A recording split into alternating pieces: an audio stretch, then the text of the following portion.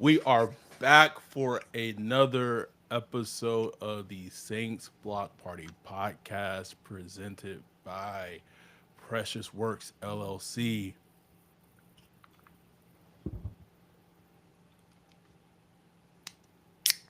Mm.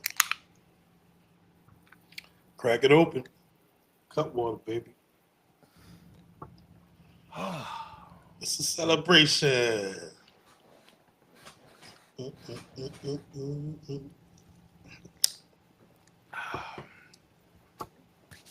Sorry, man.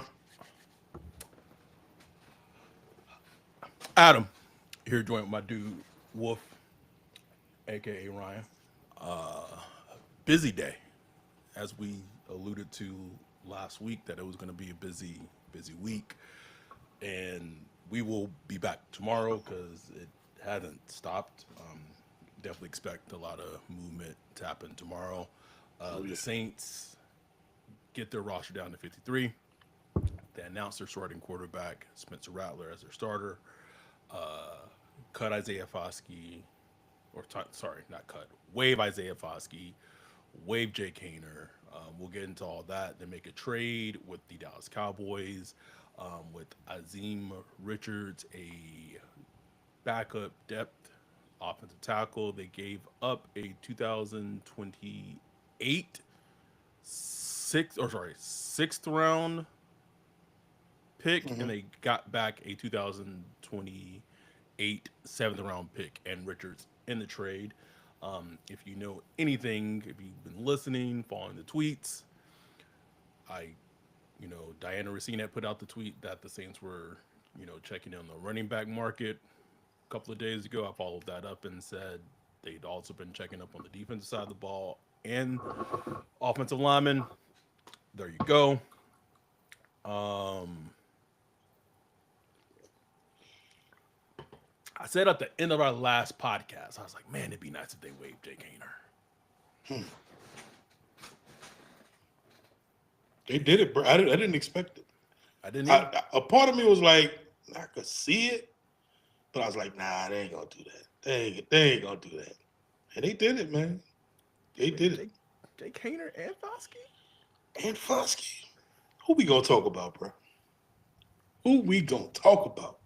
We already got 55 concurrent viewers in the pod right now, bro. What's up, Or y'all? in the YouTube. Hit that Like, like while subscribe, y'all here. subscribe. Appreciate y'all being here. I don't know. Should we talk about the quarterback one first? Talk about Foskey first? It's a lot. What's a lot of ways we can go right now? I'll let you decide. Let's get to the quarterback, bro. That's what the thumbnail is. Rattler QB1. It's what's been talked about ad nauseum Oh my God, so for much. months. For months now, and the decision has been made. I wanna I wanna just give legit credit to Kellen Moore. Here's my biggest takeaway today. This season may not go well. Season may look go like throughout the season. It may look grim at times. I have more confidence as a Saints fan in Kellen Moore. Hmm. Tell you why. This was a legit quarterback competition. And I'll be honest. And you had a very good tweet on this, I think it was last week. I think people let the preseason games, and I get it, like that's what people had to go on. Like the competition really wasn't that close at all. If you truly go by the training camp reports, the practices, what I was told, this competition wasn't close. It wasn't close. I want to be clear when I say that, in that this is not an indictment on Tyler Shuck. This is Nope. not saying that he's a bad player. This is not any of that. I don't want people to hear this and be like, "Oh, there goes that podcast again, trying to prop up Spencer Rattler." This is not what This is not what we're doing. We're just giving you that Kellen Moore had an open competition. The competition wasn't close, and like I said last month, he is not putting one. Spencer Rattler won this competition fair and square because it wasn't close, because he is able to run the offense like Kellen Moore wants him to run it, and Tyler Shuck in his development is not in a place where they feel that he can start in an NFL game right now. Like that's really what it breaks down to. And people, like, if you just watch those preseason games and really watch them, watch how the coaching staff called plays for Shuck and called plays for Spencer Rattler. That drive that he had, that was a really great drive. That long drive that he had that ended up in the touchdown. Everything in that drive was sped up. It was hurry up. It was quick. It was boom, boom, boom, boom, boom, boom, boom. It was very, here's the read, get the ball here. I'm not trying to say that's an indictment on Tyler Shuck. That's where he is right now as a quarterback. And for me, when I watched the video and Moore named Spencer, I said he got some balls on him, because everything in the building, I'm not saying the building, I mean the front office, I mean Mickey Loomis, was that pressure to put Tyler Shuck in the starting lineup when he wasn't ready. Yep. And that means that Kellen Moore had to bow up and said, we're not doing that. We're not doing that. He's not ready. I know that's his guy too. Like, he drafted him 40th overall. He was part of that evaluation process. So Thank you. That takes humility to say, hey, if I'm saying he's not ready, nigga, he's not ready. Debate should be over. The debate should be over right there. You got Kellen Moore, a former quarterback, literally was on the NFL team a couple years ago as a quarterback. Scott Tolzien, quarterback coach, former quarterback, literally was on NFL teams a couple years ago. Doug Nussmeier, older guy, but was a quarterback for the Saints years ago. These guys, with fine-tooth nail, watched both Spencer Rattler and Tyler Shuck compete. And at the end of the day, they decided that Spencer Rattler deserved the QB1 job. It's so, like, that's just the end of the debate right there. I mean, there was the easy thing would have been to go with Tyler Shuck. Like, that would have been easy to do. Extremely. He was picked. Everybody expected it going into training camp. He was picked 40th overall. He was Kellen Moore's handpicked guy. Handpicked as far as like in the second round. Highest drafted quarterback since Archie Manning, 1971, by the Saints. It would have been easy to just pick him and just roll with it, but they're doing the actual. What I said, like, on the last podcast, like, I just kept hoping that just the football sense makes sense, because it just made football sense. Not only because look, like, I'm not saying that Spencer Rattler came in and just blew the doors off the competition but Shuck didn't either. You know what I'm saying? Shuck didn't come. Shuck came in looking like a second round drafted quarterback. I'll say this. There was a lot of complaints for us of why Jake Hayner was getting like snaps with the ones and things like that. That's why I was told, like, Shuck couldn't beat out Jake Hayner where he was with his development early in training camp, to the point where they had to remove Jake Hayner out of the equation. Now, I want to give Shuck credit. After that scrimmage, that 126 play scrimmage, you start to see that development. You start to see that growth. Point. But he started 28 games in college. Thank you. In college. Now, I just wish that was a part of the discussion, like, in the lead up to this. Like, instead of the part of the discussion that was said over and over again is age. An experienced older quarterback, an experience. It's like, what are y'all talking about? Which was funny, because listening to Kellen Moore today in terms of the decision, part of it was based on the experience. That experience, consistency, decision making.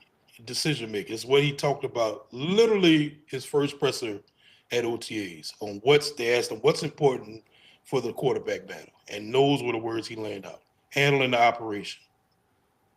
And that's all it is for a coach, man. They just want you to go out there and run their offense. That's it. Make the call, they run it, they don't have to worry about it. All the little mechanical things that goes into being a quarterback, they don't want to have to worry about that. And that's not saying Shuck is not going to pick that up. He's trending in the right direction. But I never understood the pressure to start week one. I can't remember who was talking. I think it was Triplet or somebody talking about it. Like, it's so rare for second round quarterbacks to start like week one. It's so rare for quarterbacks not picked in the top 20 to start week one. Like, the last one was Deshaun Kaiser with the Browns in 2017. It was like that. I don't think they won a game that either didn't win a game that season or they won one game that season. It was just a tank season. Before that, it was Derek Carr. like it just doesn't have, like, first of all, quarterbacks don't get picked a lot in the second round, and when they do, they rarely start week one. You know what I'm saying? So, you were expecting Tyler Shuck to be an outlier, but that's how he was sold. He was sold as this experienced plug-and-play quarterback that's just going to come in, pick it up, and blow, rattle out the water. And look, I just want to give Spencer Rattler his flowers, bro. Like so much just talk, and I know, like, he has his fans and his haters, but, like, can't we just, like, appreciate the story a little bit? Like, yeah, man. Talking about a kid that was pretty much, had to get out of Oklahoma. He was highly praised, highly recruited, was getting talked about as like a top draft prospect, years, like in his freshman year. After that, ran into some, adversity. They bring in Caleb Williams. He loses the battle. He moves. He transfers. Goes to South Carolina. Plays behind a struggling offensive line, but does really good job. Gets drafted in the 5th round. At no fault of his own. He just happens to be in a draft that was deep with quarterback talent, where a historic draft where 6 quarterbacks went in, like, the top, 12 picks or whatever it was. And he falls to the 5th round because there were no more teams that needed quarterbacks. And he comes in. I never forget, you sent me the text. Like, Spencer Rattler got some game, bro. Because you was sitting there looking at some of the tape. I was like, oh, yeah? Let me go look too. Bro. On a flight back.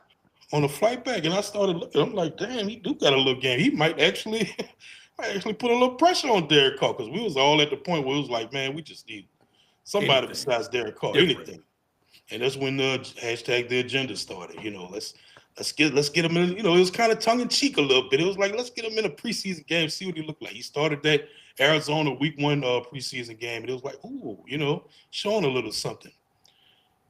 Gets to the regular season, he gets put at QB3, even though everybody could see that he was at least the second best quarterback on the team at the time. A mockery, bro. Everybody could see that. And we called him out for the bullshit. But everybody was like, oh, no, it's like y'all just overacting. Then, lo and behold, Derek Carr gets hurt. Who would have thought? Oh. I was told the backup quarterback. I was told the backup quarterback position didn't matter last season. That's what I was told. Derek Carr gets hurt? Not Derek Carr. Not DC. Not DC. Not DC4. Not him. Iron Man DC? No. He gets hurt. Spencer Rattler comes in the next week. He has to play. Who did he play for? He played the Tampa Bay Bucks. Tampa, Denver. Denver on a Thursday. So he gets, and remember this, he's splitting reps with Jake Hayner this whole time. This is what your head coach Dennis Allen did. Splitting reps the whole time. Has to play the Tampa Bay Bucks. 3 days later, the Denver Broncos, who were surging, and then had to come around and play the Los Angeles Chargers. And then Derek Carr comes back. Then he come back second half of the Washington game, almost winning. If Jawan Johnson catches the ball, we're not saying like, well, Spencer Rattler didn't win a game. He didn't win a game. Oh, how many times y'all gonna say that? It's funny because I didn't realize that because he didn't start that game, he still wouldn't have been credited with the win. Jake Hayner would have gotten the win, bro. Could you imagine? He was the starter. Yes. All right. And he's playing behind the most injured offense in the league. By the numbers, the most injured offense. Injured at every level. Interior offensive line, tight end, running back, wide receiver, coach fired, which is a good thing, but he was fired. Like, just the most injured offense in the league, and they didn't win a game. And he comes back. Usually, you would think a quarterback didn't win a game. Boom, you get shipped out. Coaches saw just enough in him to bring him back. He came into this offseason hyper focused. He was in the headquarters 2 days before OTA started, getting ready, hyper focused, and he came in and he did everything he needed to do, man. And like, so I think that just deserves like a round of applause. Like, you know what I'm saying? Like, that's a good thing. Like, those are the stories you want to like work out. And it might only last a week or two. Like, he might get benched after week 3. Who knows? But just for this moment, like, I think he deserves those flowers, man. He does. Because he worked super hard for this opportunity, like extremely, extremely hard. Shout out to TC for the $4.99 super chat. He said, Kellen proved me wrong today, and I'm glad because I really thought he was going to let Mickey bitch him. Sure did. That's what I was worried. That was my biggest worry. I wouldn't even worry about the quarterback, like specifically. I was like, man, just please don't be no punk. As it started to linger. Yeah, man. I was like, the more this lingers, the more like I was like, man, the more this lingers, the more this. I was getting the sense that it was gonna go. Not again. This was not even a more like if they wanted to roll with Shuck, I was like, okay, we're gonna roll with Shuck, and it is what it is. I was concerned about potentially rolling with Shuck just because everything I had heard in regards to where he was like as of a development standpoint. When I say where he is a development standpoint, it's when I say that's like where the coaches feel like it's not like me. Adam the fan feels this is like the coaches of the Saints feel he is development. So it's like if y'all put him out there week 1 and feel he is behind developmentally, like what is Jonathan Gannon gonna do week 1 of this boy? So the fact that Kellen came out there and said that today, I was like, man, that showed me something. And it started back to that Broncos preseason game. I said when he started going band to band with Sean, I said, okay, that's how one of this is going to carry over with the QB1 thing in terms of his decision making. And sure enough, it did. It really did. I'm so happy to see just Kellen making a big boy decision like that. I'm happy to see that. That's a big boy decision. It is, man. It is. And he's going to get criticized. Like, you know, they go out and lose to Arizona. He's going to get criticized for it. And he knows that. You know what I'm saying? And it's going to be nonsense criticism, but that's just part of the game, you know? And so I just appreciate him just like being that head coach. That's my head coach, Coach Teefs. That's my guy right there. You know what I'm saying? And you know what's funny is he said something during the presser, something like Spencer. He was like, you know, his aggression is his thing. Like, it's his superpower, is his aggression. Mm-hmm. But he liked the way that Spencer was been able to kind of dial it back and balance like the game management with that. And it just made me think about how we talked about Spencer Rattler's preseason, how it's been kind of boring. It was like, man, why he not just slinging that thing? Letting it fly. And it just makes me think like maybe he was intentionally like trying to show them I could just manage the game. Yes, it's gonna look boring to fans. We want to see 50-yard bombs. We want to see you sling that thing in the preseason. But for him and for Coach Kellen, he's looking at can I trust this guy to manage the game? Like, because go back to that Denver game, and I want to be clear on 2 things. He needs to hit that pass. He needs to hit that pass to Shaheed. Like, you can't miss that. And on that third down pass to Cooks that Surtain batted away, there was a pass that was open to Juwan that he missed. And like you brought up a good point, that one thing that comes up in film for him is that he misses passes that seem to come up maybe because of his height. Like, it's just a thing that comes out. But those two, and again, I just don't want this to get like, oh, they're making it, because I don't want to make it seem like I'm making excuses, but I just want to try to make a piggyback to your point that those two drives, the starting Saints offense moved the ball and scored 2 field goals. I'm not saying, and I'm not trying to say that that's the standard, right? But they scored 2 field goals against the starting Denver Broncos defense. And even if you go back and you look to Kellen after the miss to Shaheed, and then it was like I think it was like 3rd and 20 or something, and then they got a lot of it back, and it was 4th and 4, and we thought they were maybe going to go for it, and then they didn't go for it, and then it got to field goal.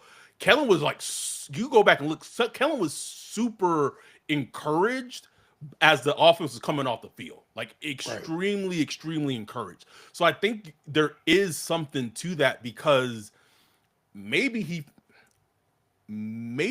feels a little, I'm not saying that he, like, it's how can you manage the game? And the biggest sense I get, you go back to that the presser today, another key word he kept saying, especially about Shuck, is just about development.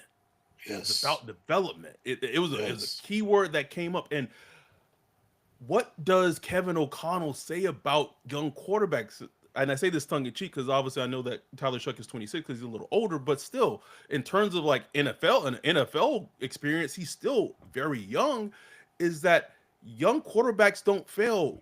Teams fail young quarterbacks. So I guess goes back to what I said, is that putting Tyler Shuck out there week 1 when he was not ready, and the coaches knew and felt that he wasn't ready, for them to own that and to be able to say, like, listen, he ain't ready and we're okay with that, and we know that Rattler is, that is huge. And I see like this notion on Twitter, it's a weird thing, like, oh, like Spencer Rattler doesn't look any different than he looked last year, and so like, and Chuck and him looked the same during the preseason, and so like, I don't, the preseason is I'm just telling y'all, the preseason is like, it's giving y'all a little bit of a mirage. And I just disagree. Like, I fundamentally disagree with that statement. And I'm not like, as one of the proprietors of the agenda hashtag, I'm not pushing an agenda. You know what I'm saying? Like, Spencer Rattler has gotten like measurably better. Like, his snap to throw time has improved. Like, he used to hold on to the ball. You go watch him last year. He held on to the ball too much. He stayed on receivers too much. He did a lot of little things that were like rookie quarterback things. You know what I'm saying? And he's improved on that, man. So like, I've seen that. I've seen that from people that I thought like were pretty smart. Say like, oh, he's just the same quarterback. I'm like, to me, like, that reveals your bias right there, saying that statement. That means you're not really looking with clear eyes, in my opinion, because it is measurably, you could just see the difference. And again, that's not saying like he's going to be like a really good quarterback. I really have no idea. I'm not expecting greatness, honestly, out of any of these two dudes, bro. Like, really not. I don't think the Saints are either, bro. I don't think the Saints is neither. But that's what we got right now. And I also like that fact too, that we got 2 quarterbacks on the roster, Spencer Rattler and Tyler Shuck. Maybe they bring in Jake Hayne on the practice squad, or maybe they sign like some vet. We'll see. Yeah, Mike Garafolo was hinting at the connection with Easton Stick. Yeah. Maybe they bring in Easton Stick. Easton Stick not challenging anybody. We're not worried about nobody. That. So it's like, I like just that we just rolling with the youth, bro, and let the chips fall where they may. Don't just let them fall, man. You may strike gold. Who knows? You may hit the lotto ticket that we don't even know we have. You know what I'm saying? Listen, we're actually going to be able to see Rattler with a semi-healthy team, and I mean, no disrespect to Clint Kubiak, but like a functional game plan, right, executed against Arizona. That's it, bro. And honestly, like, now I will admit my bias. My bias is I did want to see that. I wanted to see Rattler with a full week or 2 weeks of game planning, and him not looking over his back. He is the starter with the pretty healthy team with his wide with Chris Olave and Rashid Shaheed and Alvin Kamara and just the whole stable. And I just wanted to see how it looks, And if it looks bad, okay, that's a data point I can accept and file in the filing cabinet. But I just want to see it. You know what I'm saying? I'm tired of just having to go back. I'm tired of looking back to last year, these excuses, or looking at the preseason, and that's what the first team, but he was going against the second team, blah, blah, blah, blah, blah. I just want to see him in a regular season game with a normal game plan and compare him to the other 31 quarterbacks and see how that works out. That's it. That's all I want. That's it. All right. Anything else regarding the quarterback? We done went 25 minutes, bro, on the quarterback. 25. So let's hit a break. Let's hear from our sponsor, Underdog, and we will be back after this. Football is back, and there's no better place to get in on the action than Underdog. It's the easiest way to make picks and win money all season long. Here's how it works. You make your picks. If you're right, you can win up to 5,000 times your cash, and you can play as little as for $1. This week, I'm looking at the Bucs versus Falcons matchup. I've got Mike Evans for higher than 1 touchdown and Kyle Pitts for lower than 50 yards. That's my card. Now it's your turn. Just download the Underdog app, sign up with promo code BLOCKPARTY, and you'll get $50 in bonus funds when you play your first $5. That's promo code BLOCKPARTY. Millions of fans have already won billions on Underdog. Will you be next?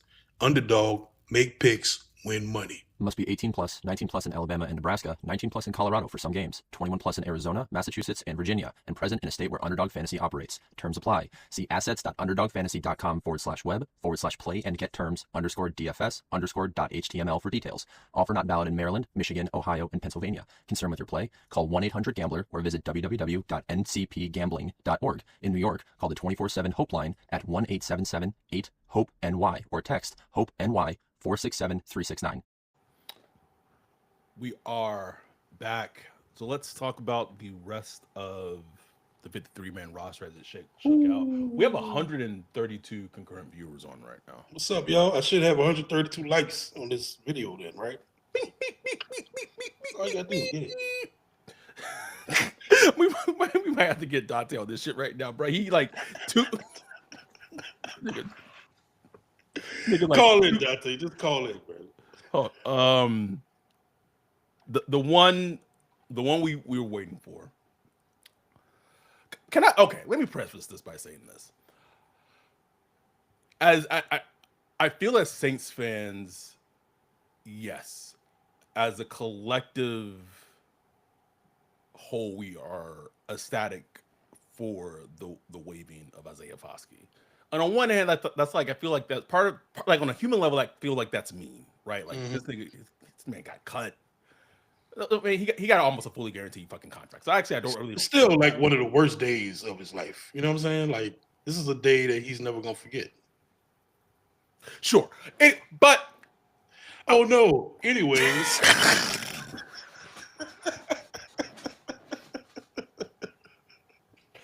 I'm sorry. I'll give a fuck. Bye, nigga. Bye. I'm sick of that nigga, bro. Sick of him. Don't want him on my team. Like, you are not a good football player. I hope you have like a great life, happy life, and all that. But I don't want you on my football team, bro. Period. I'm sorry if that makes me insensitive or whatever, but children are dying in Gaza. Like, children are starving right now. So I'm like, I gotta find like and I don't even talk about that on the podcast. So I'm supposed to find a piece of my heart for Foskey, man. Fuck that. Fuck out of here with that shit, man. I'd have demonetized our pod, bro. One of my biggest pods, bro. Just gone, bro.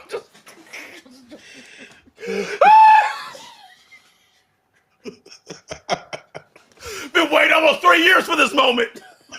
Okay, it was worth it. We just gotta get some super chats up. That's it.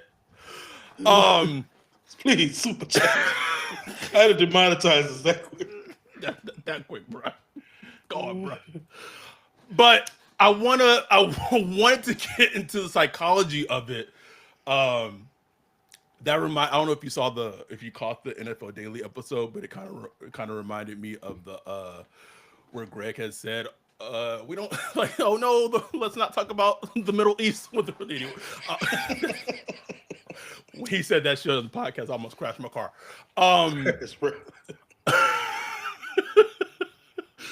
But I was thinking about this earlier, and I might have to shoot Dante in, like, because this nigga like 2.5 cold waters deep. Oh no. He's gonna be shirt off, sweating. All right, I sent it to him. I don't give a fuck right at this point. The idea of Foskey in former defensive ends that the Saints have drafted, I think it ties to the bigger picture of what they just represent. Because it's not even them as the player that like there are some annoying things about Foskey, but like long term, like he hashtag was like a good dude, right? Yeah.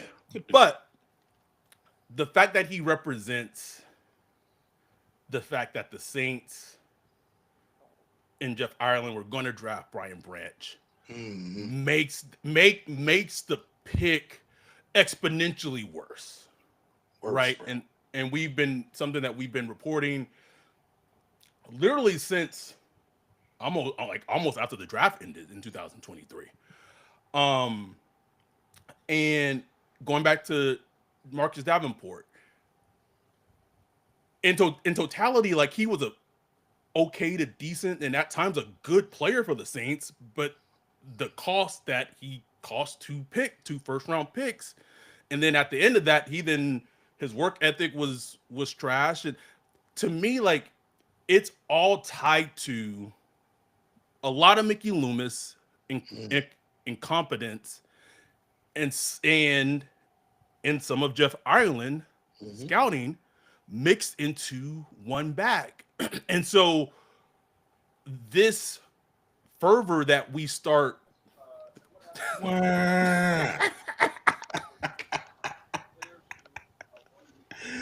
you can't have us on because then it's going to create an echo. But it creates this fervor. Shout out to our listeners. We actually got Dante, our dude Dante, on the pod right now. There has not been anyone who has wanted this day to happen more. Y'all have no idea, man. No fucking idea. He just had about 3 cup waters in, bro. Got a tear coming out his eye. Look. Dog, I'm 2.5 deep, bro. Nigga, Like, what is? Nigga, this is Dante. We got Kool-Aid on the pod right now, nigga. You got to strap up against Cortland Sutton, nigga. We got to talk to you about, nigga. Dog, it's a celebration, dog. I done put my ice on. I got my grill in. What is we talking about? I put the kids to bed early. What is we talking about? I was about in my household. Nigga, I was about to get that work in a couple of. She has no idea, baby. No idea. Celebration, boy. Celebration. Let me ask you, bro. What did Isaiah Foskey represent to you? Poverty. Ineptitude. You want me to keep going? I mean, I got all night. That's a loaded question. You can't ask me that, dog. I mean, bruh, just 2 seasons, bruh. Like, we talking 9 total sacks, bruh. I mean, 9 total tackles, excuse me. I was like, what? Nigga, what? Nigga, what? I'm sorry, bruh. You know. I'm tripped out on 9 tackles. We got 9 tackles. But bruh, look, bruh, like y'all said before I came on, bruh, like, you know, the dude, he a real cool dude. Like I really believe he's a good person. Like, I think he'll go on to, you know, do missionary work and feed the homeless, and he'll do some good things. But bruh, football ain't for you, bruh. Football ain't for you, my dude. Like it's just not. So I mean, look, it is what it is. I knew this day was gonna come. I've been waiting. I've been doing my homework. Like his mama name is Roslyn, and his daddy name is Terry. I want to shout out to y'all. Y'all raised a good young man, but he is not about that ball. He ain't about that passer. You know, and I'll keep it a buck with you. I think Foskey probably would have been a good tight end, bro.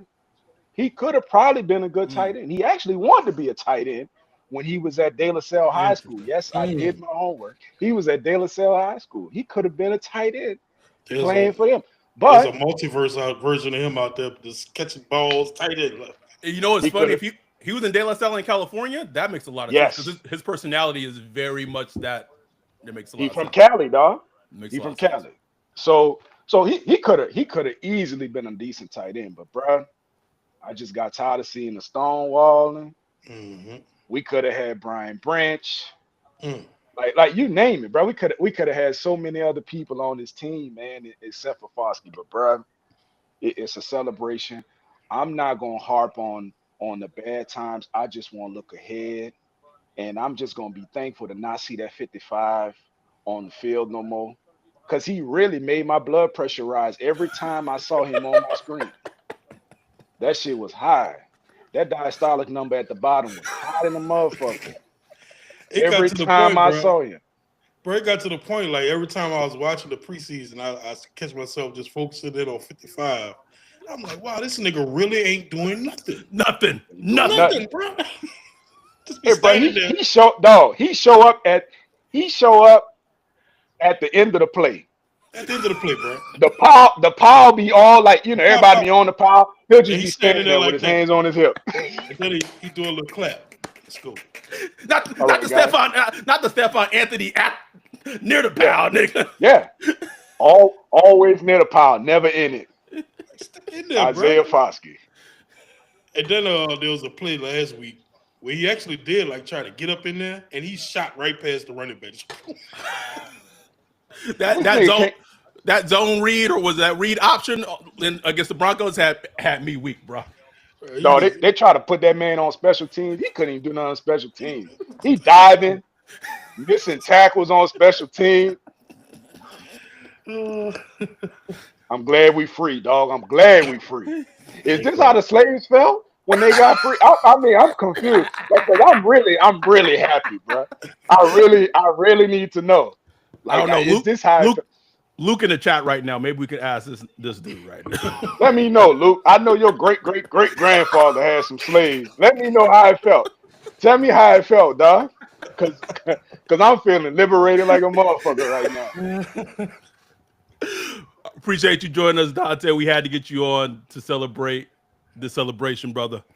Hey, man, look, I appreciate y'all having me on, bro. I love y'all. Y'all know what it is. It's all love over here, man. Look, I'm just glad this day here. We could look forward to the future, bro. And on some real shit, bro. Like, keep doing what y'all doing. Fuck them haters, you heard me?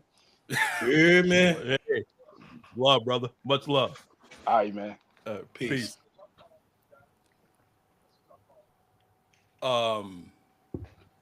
We had to get Dante on. Just had to get him on real quick. If y'all like, well, y'all just watching, like, what is going on? Who is Dante? Patreon.com/Saints Block Party. Become a part of the Saints Block Party community, the Discord. You understand all the inside jokes, all of it. You'll be able to just be a part of it. So just Patreon.com/Saints Block Party. $1 a month starting at. Join us. Simple as that. Dante was was with us at the Senior Bowl this past year. He was at the Big 12 Pro Day. Integral part to our community and what we do. It's much love. It was just like the point I was just making is that these three players, Foskey, Davenport, Turner, they have just become like these symbols, right? Exactly. Of just Saints ineptitude. Exactly. Saints front office ineptitude. And yeah, like the stuff on the football field drives us insane. But Davenport's like, okay, we dropped, two firsts, and they passed on Lamar Jackson. Like it just creates like this echo chamber. And I'm glad that Kellen Moore was able to, him and the staff, and I think Brandon Staley really was like, what the fuck am I supposed to do with this? Like what you want me to do with this? And just get rid of it. Just get rid of it and start anew. They damn near played him like 100% of the snaps in the preseason. Gave him every opportunity. So you can't pull a Zach Bond thing. Oh, he didn't get a chance. Nah, he got plenty of chances. Plenty of chances. He ain't showed nothing. So good luck to you, brother. Any surprises? Oh, Saints. I talked about the trade. We can talk about more than that in depth if we want to. But any surprises from the 53-man roster as it currently stands? Let me just pull up the list of cuts.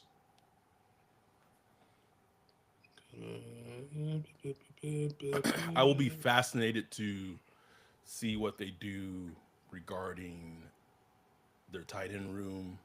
Yeah. Right now, the current tight ends are Juwan Johnson, Jake Stoll, excuse me, and Moscato. That's it.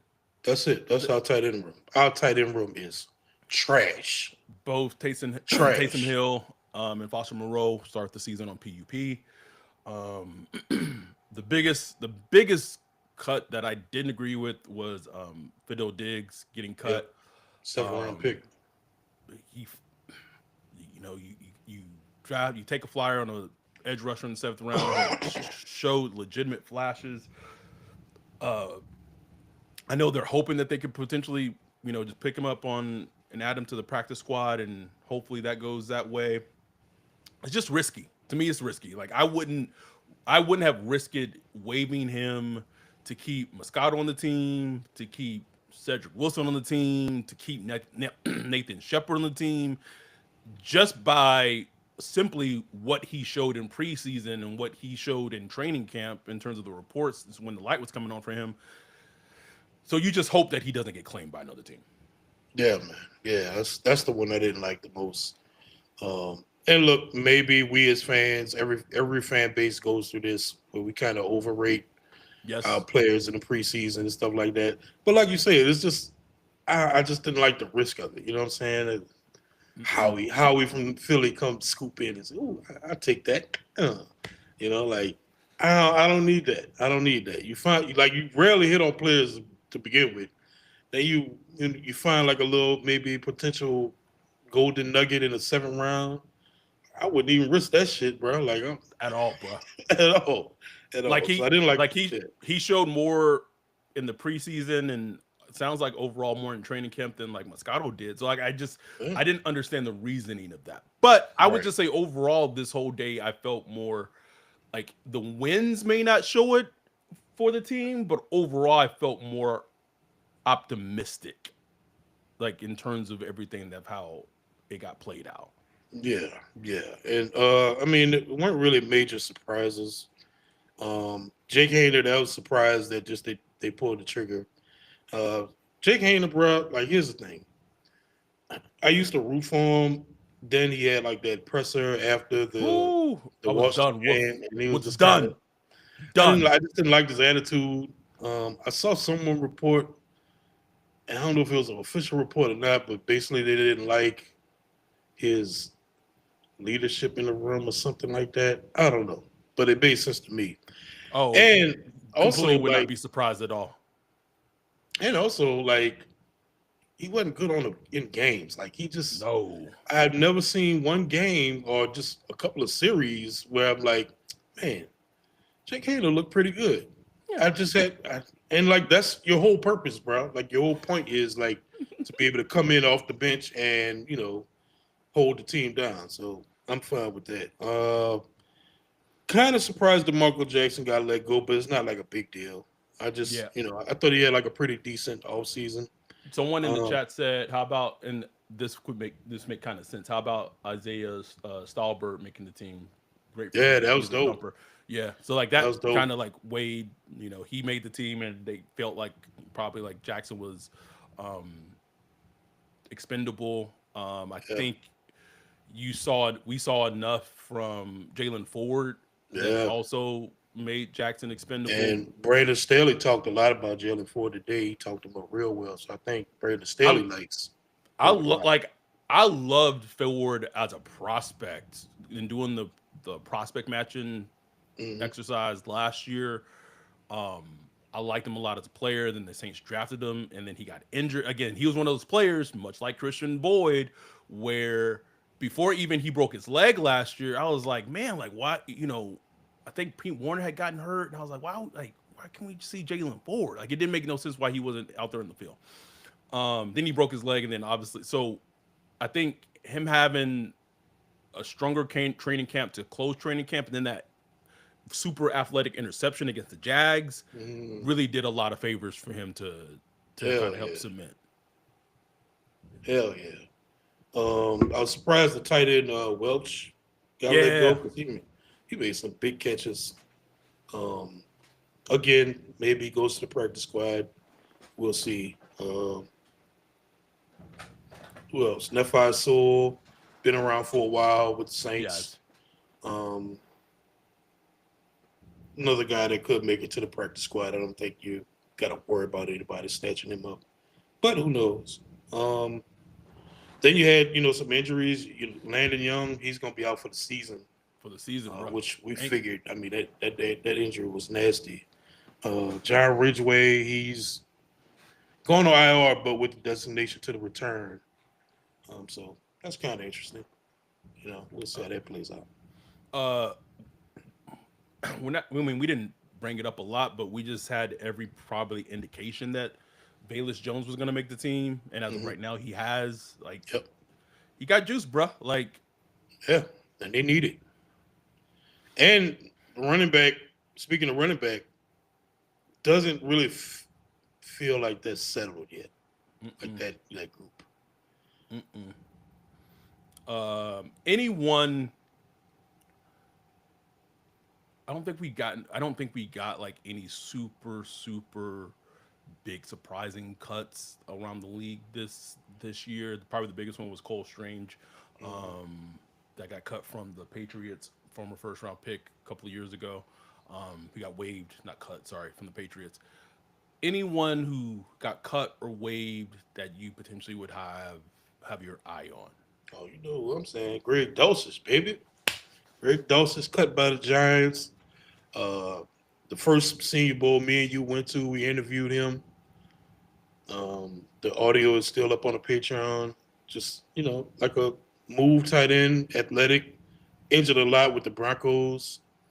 Um, saw him make some plays this preseason with the Giants, but they didn't keep him. I would put in a waiver claim for him ASAP. ASAP. ASAP, ASAP, bro, ASAP. Who I'll let Um, go? I don't know. I would I would get rid of Moscato. for sure with the quickness. I would I would claim three players for me. It would be Dulcich. I don't Is Dulcich subject to waivers? I don't know if he is or not. Hmm. But if so, it would be Dulcich. It would be Estime, who the Broncos waived, and Banging the Cole table Strange. for that one. And Cole Banging the Strange. table for estimate, bro. I would be too. I would be too. Because I feel like I would claim him or put a waiver claim in for him. And if they were awarded him, would get and then would cut Neil and then you would just hopefully Neil would just be on your practice squad. Because I feel like that running back room would then be AK Miller, Estime, Bayless Jones, and then Neil on your practice squad. That running back room feels a little more complete. Right. It's young, a little bit of juice. Like that's a running back room. Okay, I could make it through a season with that. You know what I'm saying? Yeah. I can get through a season with that. We got AK up front and the rest. Like that would make me feel better. Um, it's funny because both like Dulcich has had injury concerns in the past, and so has Cole Strange, and I'm like, cool, there'll be perfect Saints. I mean, that's what you're getting around this time. You're getting, Yes. you are on a clearance rack. You scrummaging, bro. Like, And just for people make this work. who are still listening at this kind of point, like the way that the waiver, like if you are waived, it means that you essentially you're still usually like on your rookie contract, or it depends on like how long you've been in the league. And if you're subject to waivers, it is done by the order of the last NFL draft. So I believe it's like by 11 a.m. Eastern time tomorrow, teams will get to put their waiver claims in for players who have been waived. And then if the Titans get the first crack at it, essentially, because they were the team that had the number 1 overall pick, and then so on and so forth. So the Saints have the 9th place in terms of the priority of waivers. That's how that works. So there you go. So we're gonna see. So I was thinking for like Estime as an example, right? If the Saints put a waiver claim in for Estime, but the Titans put a waiver claim in for him because like Tajay Spears is hurt and they want running back depth, he'd be awarded to the Titans instead of the Saints because of where they are. Jordan Grove, our dude, said, "Give me Trey Palmer." I remember Trey Palmer flashing a lot for the Bucks. I would take Trey Palmer right now over Cedric Wilson. I don't know how good Trey Palmer still is. They love Cedric Wilson, bro. Which is weird because I don't know. Because he was 100% going to get cut if he didn't take that pay cut earlier this offseason. And now he made the 53. It's weird. It's weird. Eddie asks, is that for every player on the waiver wire or one claim for each player, or they can put in a bulk claim? It's for every player on the waiver wire. Every player. Yeah, you can put in as many claims as you want, but remember when you claim somebody, they come on your roster, so you got to release somebody off your roster to put them on there if you don't have enough spots. Like a corresponding move. Yeah. Louisiana said Kellen's more a guy back in Dallas. He probably didn't want to cut him just yet. No, that's not true. Cedric Wilson, if he didn't take a pay cut earlier this offseason, which I think happened back in like March, was literally going to get cut. Like legitimately was going to get cut. So anyway. Like if they were to claim a wide receiver tomorrow, I'm pretty sure Cedric Wilson would be the guy on his way out. Yeah. Cooks. Luke said, that's what Luke said. I forget Brandon Cooks is even on the team.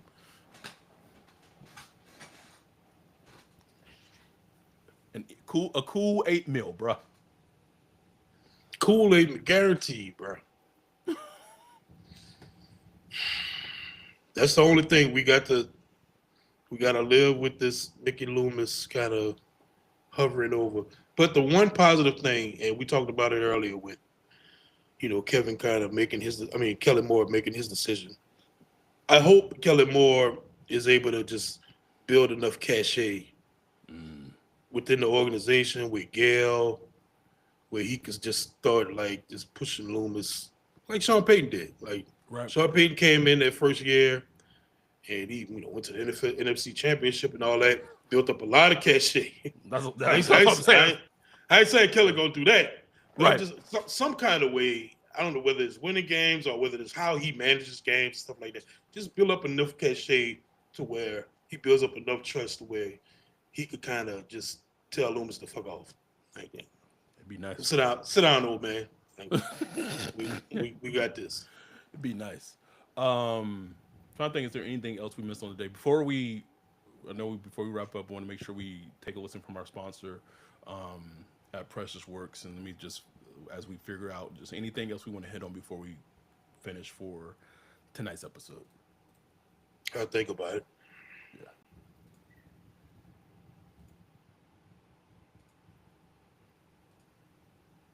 Yo, what up, Wolf? What are you looking at? Man, I'm checking out this website. This site is cheeks, bro. In 2025? How do you have a crappy website? Couldn't be me. They need to hit up our guy Bijan with Precious Works. Precious Works offers to not only build you a website that's tailored to you and your customers' needs, but also to continue to manage and maintain it so you can focus on your business. Don't have much time? Precious Works is just what you need. No out-of-the-box stuff like Squarespace or Wix. Precious Works will create a site for you. You won't have to worry about plugin updates, security, or things like that because Precious Works will maintain all of that and be available to you 24/7. Bijan set up Saints Block Party Podcast website for us a few years ago and hit it out the park. He also keeps it up to date and helps us anytime we want to add something new like a form or prospect matching tool that we did for the NFL draft. It's like having your own personal developer just a text or a call away. Precious Works has worked with everyone from small businesses to large firms, so no job is too big or too small. If you're in the need of a website or you currently have one, but you want to upgrade it, give Bijan a holler at Precious Works. You can get with him at Bijan at Precious Works, BIJON at precious.works, or go to precious.works for his website. Make sure to tell him Saints Block Party sent you. We are back and just about to wrap up this episode for the evening. We have 126 concurrent viewers on right now, 434 views on for this episode. We appreciate y'all being tuned in. Please make sure you hit that like and subscribe. I think we're close to 2,300 subscribers on YouTube. Give or take. But anything else, and just so people who are listening knows, because of everything we just talked about, we will be back tomorrow and recording another episode because we do anticipate the Saints to be making some waiver claims, and so we'll be back tomorrow. We'll probably do a much shorter episode, but we'll be back tomorrow and talk about the waiver claims and things like that. Jake Hunter said, but Kendre Miller is still healthy, knock on wood. Yes. Shout out to Kendre. Proud of him, bro. Proud of him, man. Legitimately. Seriously, I'm really proud of him. Legitimately. Shout out to not a simp. Simp kids, man. Making the 20. Good 53. Story. That's a good really story right there, man. Good find. Good find by the scouting department. Mm-hmm. And he came in. One of them in a while, bro. Shit. I think Shaheed. Shaheed probably the last one, but like offensive line, while it's been a minute. Q asks, how do I sign up for Patreon? It is patreon.com/Saints Block Party. That's it, bro. The link will be in the notes at the bottom of the page, at the bottom of the YouTube.